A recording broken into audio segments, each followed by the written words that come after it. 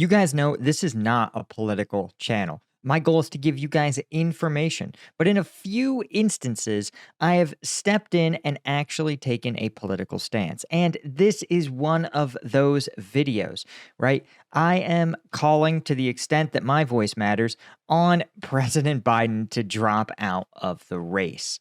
And this is not something I take lightly. And my reasoning is not really political. A lot of people are talking. If you're a Democrat, you say, oh, he should drop out because he's got to beat Trump, right? Again, on this channel, I don't share that. But what I am here is to give you guys context. And I want you guys to understand the context of what it means to be not just the president, but specifically the commander-in-chief of the U.S. Armed Forces.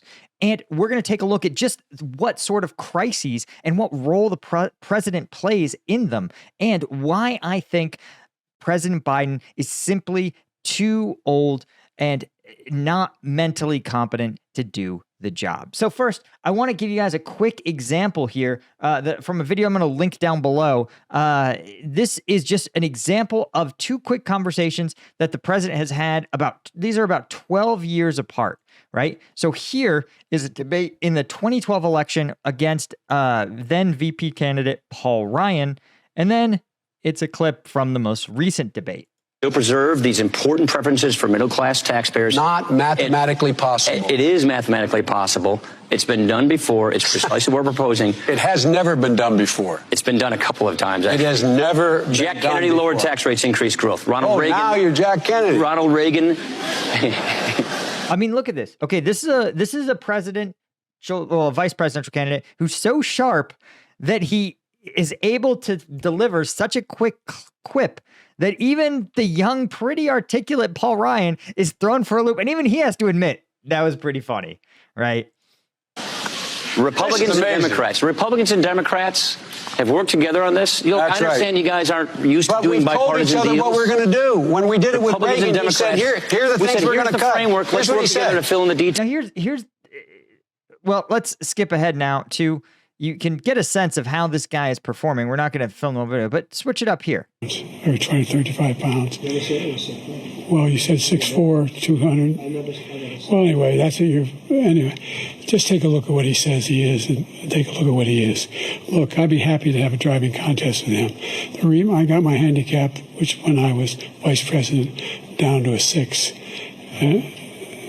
But by the way, I told you before, I'm happy to play golf if you carry your own bag. Think you can do it? Okay, now I hope you guys got a sense there of just how dramatically the president has changed in 14 years, right? And here's the thing, debating is a specific skill, no doubt about it, right? And you can be a really intelligent guy and just not be a good debater, right? And you can be a kind of a doofus, but with enough practice and training, you can actually debate pretty well, right? It's its own skill. That's why there are debate competitions where skilled debaters get assigned positions they have to defend. Now, what's more interesting is that the skills inherent to debate are carry over to presidential crises, right? You have to take in information quickly, and then you have to synthesize it, and you have to respond in an articulate, meaningful, intelligent way that reflects your values. And those are actually skills that you want in high-level leadership, right? Because you put someone in there, you don't know what the future is going to be like, right? And so you say, okay, here's a person whose values and philosophy reflects my own. And yeah, they have some policies they're going to try to implement, but just like COVID or World War II or Hurricane Katrina, right? These are things that are, or 9/11, these are things that are thrust upon the president, right? That they don't know is going to happen. And we, the voters, depend on someone who's going to be able to take their beliefs and their ideology and their things they believe about the country and then implement that into a future that they don't necessarily know. And I want to show you one more clip of Biden recently that really sort of made me say, hey, I have to say something. Did you ever watch the debate afterwards? I don't think I did, no. Okay, I want you to understand that clip was filmed like a week after his debate performance. So here is the sitting president, who does not know for certain what happened 1 week ago. And again, do you know if you watched the debate or not? If you can answer decisively, did I watch the debate? Then you have a better recall than the US president. Now, we're going to talk about the commander-in-chief's role here in a second, and I'm going to use sort of a case study to help you guys understand why this is so frightening. But first, of course, you guys know the reason I can come out with some of these key stances and I can offer this opinion that's not popular with anybody is that I don't work for a mainstream media company. I work for you guys, the viewers. You guys on Combat Vet News support me, right? It's the place to get twice weekly uncensored combat videos, right? Where I do a deep dive analysis into the stuff coming hot off the front line of Ukraine. And oh yeah, we also added a weekly Q&A that's dropping today for lieutenant and colonel tiers. So get your questions in before I record it in like an hour. And oh yeah, lieutenant and get the shout out at the end of videos, and the colonel tier gets the by name shout outs at the end of videos. So if you want to support me and keep me able to do this and speak truth to power to whatever good it does, then you want to help me out and sign up for any one of these tiers. Really, I depend on you guys. Like just yesterday, I had a video demonetized by YouTube because they told me I showed the reality of life for Russian conscripts. And they were like, oh, it's violent. I'm like, dude, it's reality. Also, it wasn't that violent. So again, I depend on you guys. Now, what I want to use as an illustration of why this bothers me so much is the Cuban Missile Crisis. This is an iconic case study in the president as the final decision maker and commander-in-chief of the whole armed forces.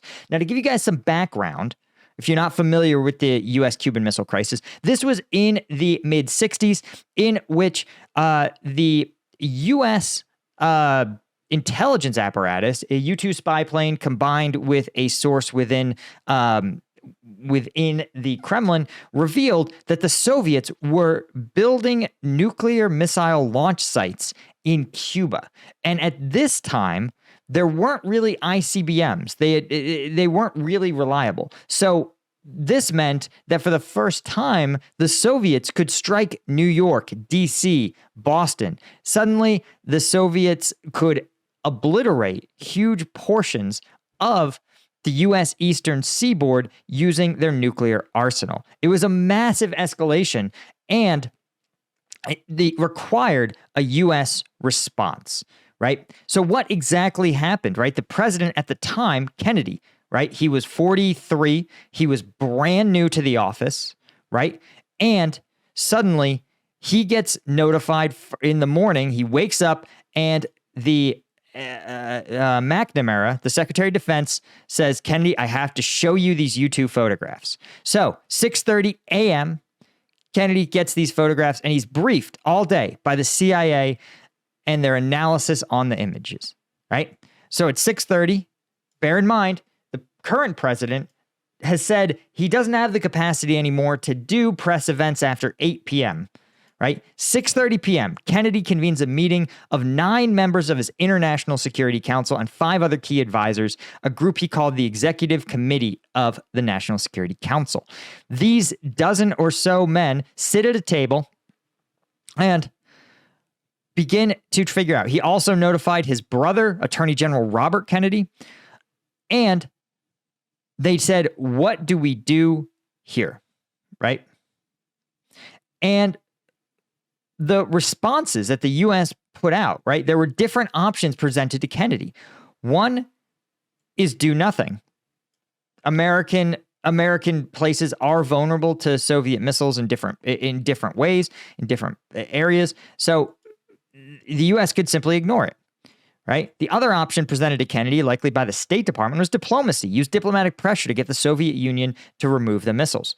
A third option was a secret approach. Offer the choice to Castro of either we'll invade you or you have to forego the Soviets, right? There was also an option of a full-on invasion proposed, a U.S. Air Force deep strike to destroy all known missile sites, or a blockade by the U.S. Navy to block any missiles. You notice here that basically the Army, Air Force, and Navy all present different solutions. You also have a diplomatic solution and you have a clandestine solution. You can almost see the way that the different members of the National Security Council, XCOM, all offered an opinion: a State Department first solution, a intelligence community first solution, a Army first solution, an Air Force first solution, a naval first solution, right? And the Joint Chiefs of Staff unanimously agreed that a full-scale attack and invasion was the only solution. Every single member of the Joint Chiefs agreed that a large attack was the only option, right?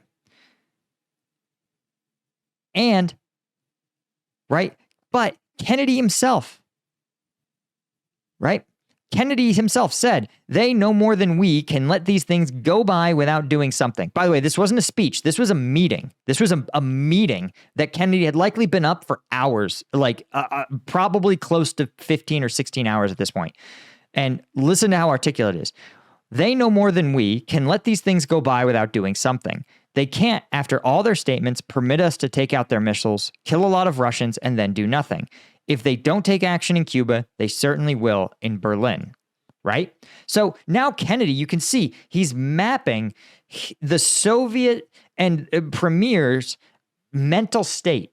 That's really crucial to understand how he's making his decisions. He's able to understand all the information he's received about the Soviets and about Nikita Khrushchev specifically, and he's understanding the decisions he has to make.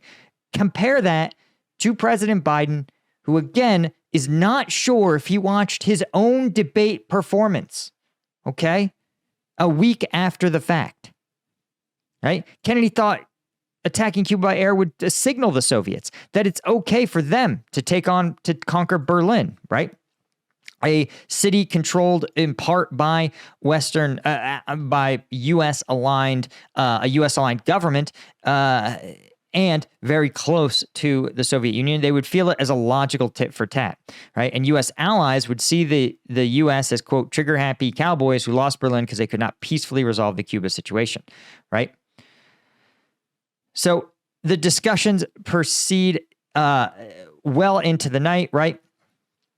And you also had some members of, like Robert McNamara, who said this isn't a fundamental change to the strategic balance. It makes no difference. We don't need to do anything. Finally, Kennedy himself met with the Soviet Minister of Foreign Affairs, who said the weapons were there for defensive purposes only. Not wanting to expose what he already knew and avoid panicking the American public, Kennedy did not reveal he was already aware of the missile buildup, right? Right. And remember, Kennedy also had to weigh the fact that he had political consequences to this. Do you understand how finally Kennedy ends up weighing all the options, excluding the full-scale invasion, but instead at least engaging in a military blockade, right? But he couldn't call it a blockade. He called it a quarantine since it wouldn't be an act of war. Organizing the Justice Department, or the State Department and Justice Department legal experts who attempted to create another legal justification. Do you understand how the president and the president's the final decision maker, right? In this instance, all the staff wanted something different, and we relied on the president to take all the component parts and synthesize them into a strategy that reflected his core values, which is that we need to confront the Soviets, but we don't need to fight the Soviets, right? Not militarily.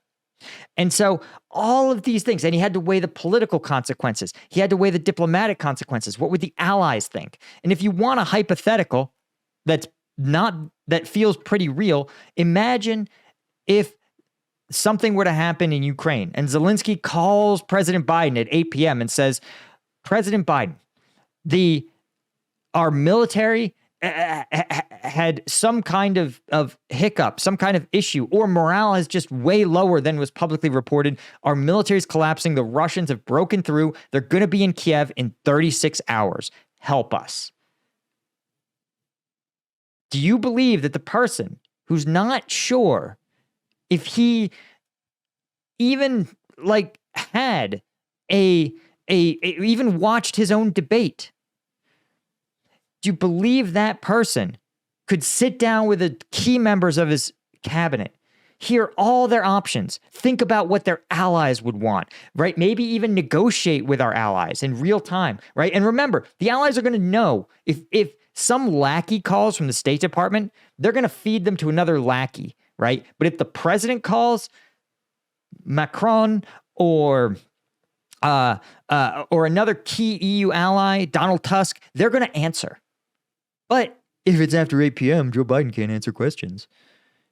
You've got to realize, right, that when you have these kind of situations, the president is the decision maker. He is the final general. And to do that, you have to have, he's more than the final general. He's the one who's the final diplomat, the final general, the final economist. And he has to weigh everything, all of it together. And so that's why, really, the man's 81 years old. There has to be, there's so many other qualified politicians. And I'm not going to sit there and be like, there's no problems with Trump. Trump, frankly, has an equally problematic, numerous things around him. His associations with Epstein, the fact that he maintains that the U.S. election was fraudulent. That is anti-democratic.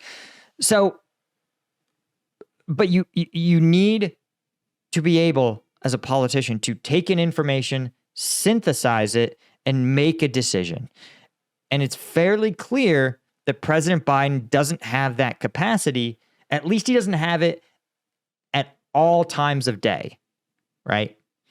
Anyway, guys, that is all I had. A huge thank you to the members, the Colonel Tier members of Combat News, particularly Bill Collier, Robin Colburn, Giles Mowering, Eugene Cuesta, Chris Gorsuch, and Franz Zacharias, as well as all of our Lieutenant Tier members. I could not do this without you guys. Thank you so much. And remember, you can write your congressman. You can write to your congressman. I'm going to put the link there in the description where you can write to them and be like, hey, pressure the president to drop out of the race and put someone else in who is qualified and capable. That's all I had. Thank you, guys. See you in the next one. Cheers.